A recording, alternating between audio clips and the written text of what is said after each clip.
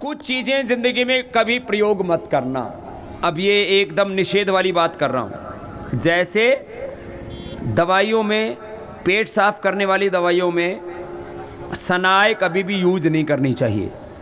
सनाए से ना मरोड़ा होता है, उसमें अंदर अंदर फिर पेट में दर्द होता है। सनाए, पेट साफ करने वाले जितने भी चूर्ण हैं आप बाजार से खरीद के लाते हो, सोनामखी बोलते हैं, सनाए बोलते हैं। सनाए इसका संस्कृत में नाम है। ये कभी भी नहीं खानी चाहिए। कब्ज के चूर्ण ज़्यादातर माँ बहन बेटियाँ खाती हैं, उसमें सनाए पत्ती होती है, पेट में मरोड़ा होता है, उसके बहुत नुकसान है। सनाए कभी भी नहीं। अब देखो, ऐसे ही कुछ और चीज़ें बताता हूँ। बालों का तेल खरीद के लाती हो बाजार से, उसकी शीशी पर पढ़ के देखना, उसमें होता है मिनरल ऑयल। 90 नहीं 100% ज़्यादातर जो बाजार में मिल रहे हैं, चाहे वो विदेशी कंपनियां या देसी हैं, उसकी बोतल पर लिखा रहता है मिनरल ऑयल। और ये मिनरल ऑयल कैंसर कारक होता है। होता क्या है आजकल ना, ऐसी गलत फहमी, बोले बाल ऐसा होना चाहिए, तेल, बाल का तेल ऐसा होना चाहिए कि तेल भी लग जाए और चिकनाई नहीं आए।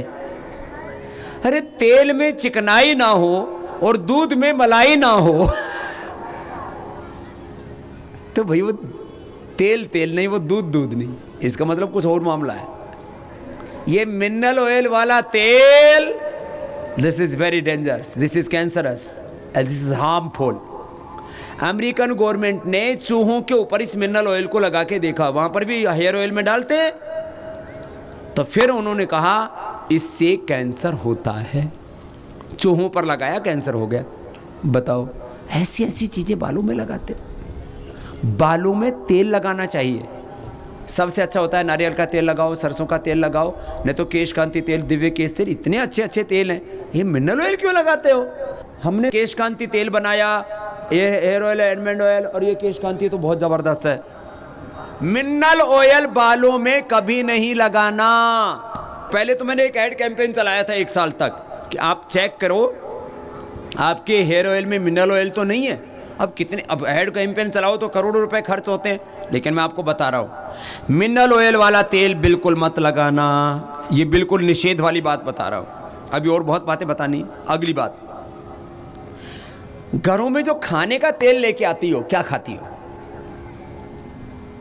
ज्यादातर सोयाबीन, सनफ्लावर, और दोनों ही रिफाइंड है। रिफाइंड ऑयल घर में एक बार भी मत लाना। अब सब घरों में भरा पड़ा है रिफाइंड ऑयल। ये रिफाइंड ऑयल से कैटरेक्ट होता है। रिफाइंड ऑयल लंबे समय तक खाने से कैंसर होता है। रिफाइंड ऑयल लंबे समय तक खाने से हड्डियां कमज़ोर हो जाती हैं। रिफाइंड ऑयल लंबे समय तक खाने से स्किन प्रॉब्लम होती है। रिफाइंड ऑयल लंबे समय तक खाने से इम्यूनिटी वीक हो जाती है। SLEMS, ऑटोमेन डिजीज तक हो जाती है। रिफाइंड ऑयल, और आजकल तो डबल रिफाइंड ऑयल, उसमें तो पूरे ही उसके नेचुरल इंग्रेडिएंट्स खत्म हो जाते हैं।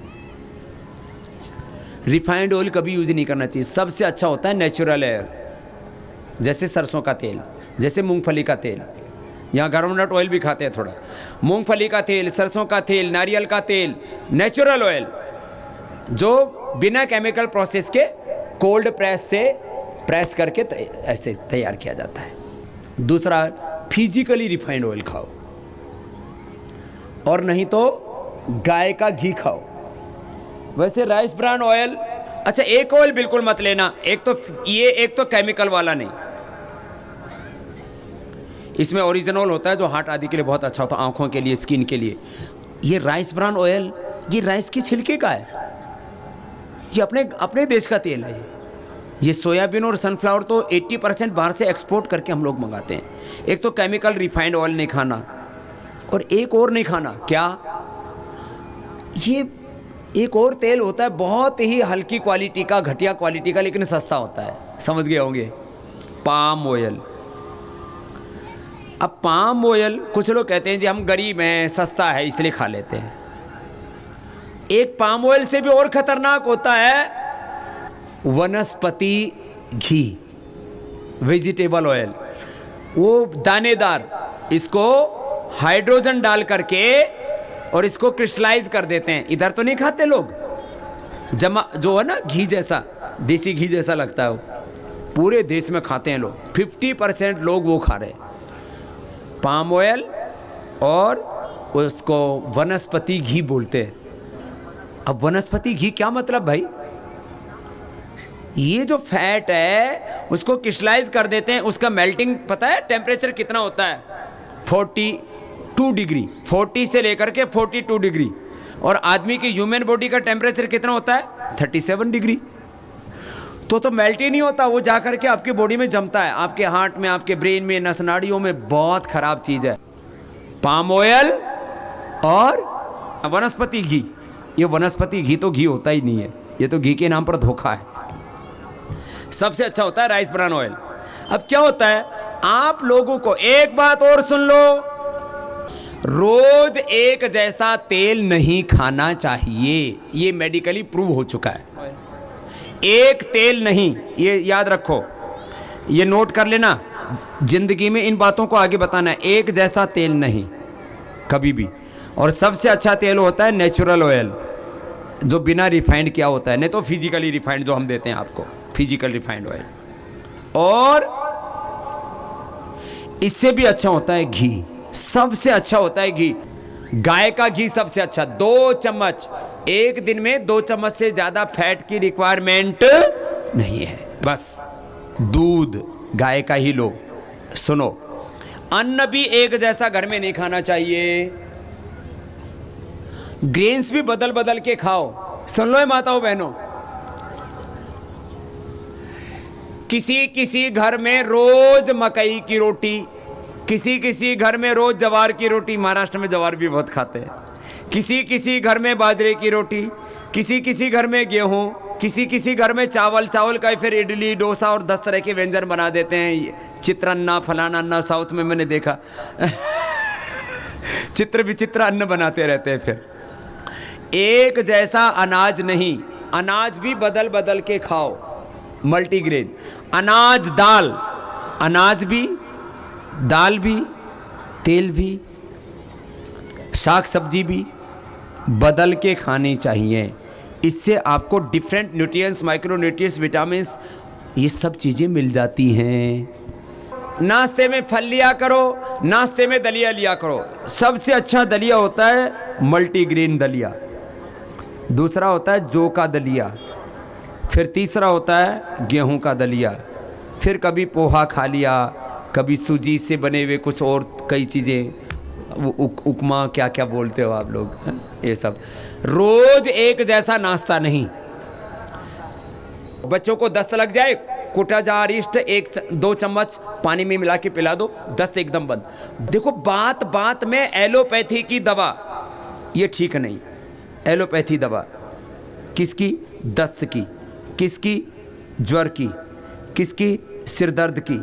ये नहीं, दस्त लग जाए कोटाजारिस्ट पिला दो, 2 चम्मच कोटज घनवटी खिला दो, बेल का पाउडर खिला दो।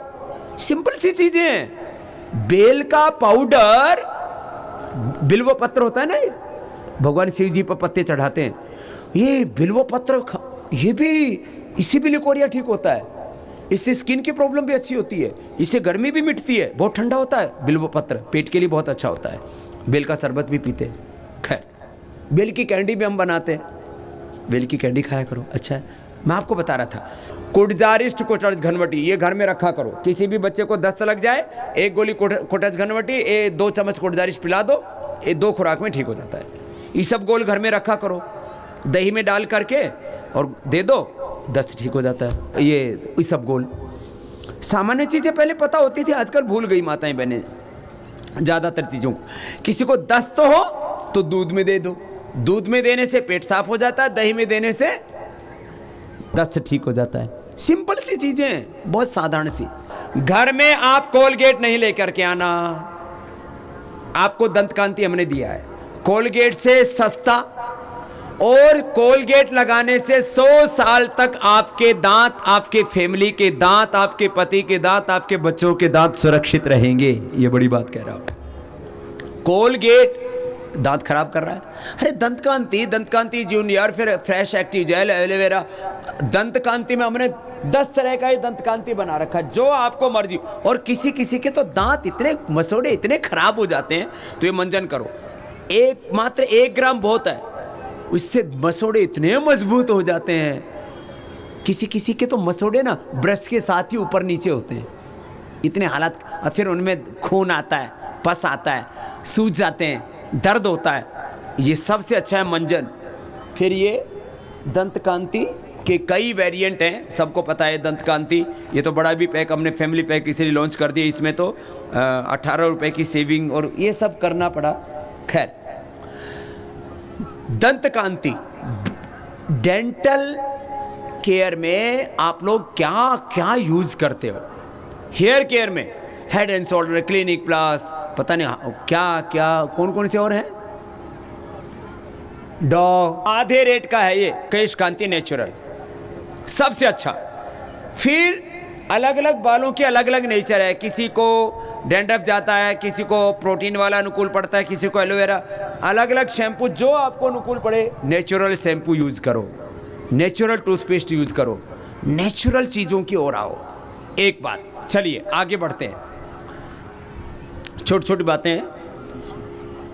कंडीशनर भी और फेस पैक भी हमने एक मुल्तानी मिट्टी का बना रखा है, स्क्रब भी बना रखा है। स्क्रब तो हमने एप्रिकॉट का बना रखा है और ये मुल्तानी मिट्टी का फेस पैक बना रखा है। ये चेहरे पर लगा लो, जिनको आपको फेस पैक के नाम पर 1500 रुपए तो कोई भी ब्यूटी पार्लर में ले लेते हैं। अरे तुम राजी राजी दे करके आती हो, बड़ी खुश हो करके। खैर, अभी सुनो जरा, बहुत महत्वपूर्ण बात बता रहा हूं। कंडीशनर, कितनी बहनें कंडीशनर यूज करती हैं, कितनी नहीं करती? इसका मतलब नीचे कर लो। एक पहली बात तो यह है कि कंडीशनर कभी कभी कोई यूज़ कर लिया तो अलग बात है, शादी पार्टी में गए तो थोड़ा सा ना दिखावा दिखावा होता है। बाकी रोज़ कंडीशनर नहीं करना चाहिए। और कंडीशनर इतना तो सबको पता ही है कि जड़ों में नहीं लगाना चाहिए, ऊपर लगाया और धो दिया, लेकिन उससे भी बाल खराब होते हैं। तो ये नेचुरल कंडीशनर हमने बना रखा है, उसी का इस्तेमाल किया करो। चलो अगली अब खास बात, ये आप लोग क्या होता है, एक परंपरा ढोती रहती हो कि जी हमारे यहाँ तो ये सोयाबीन खाते हैं, हमारे यहाँ तो सनफ्लावर खाते हैं, हमारे यहाँ तो कोकोनट खाते हैं, हमारे यहाँ तो ग्राउंडनट खाते हैं। नहीं, ये सारी चीज़ें जो मैं आपको बता रहा हूँ उसको अप्लाई करना और आप देखना उसका रिजल्ट, आपकी परिवार की सेहत में परिवर्तन आएगा।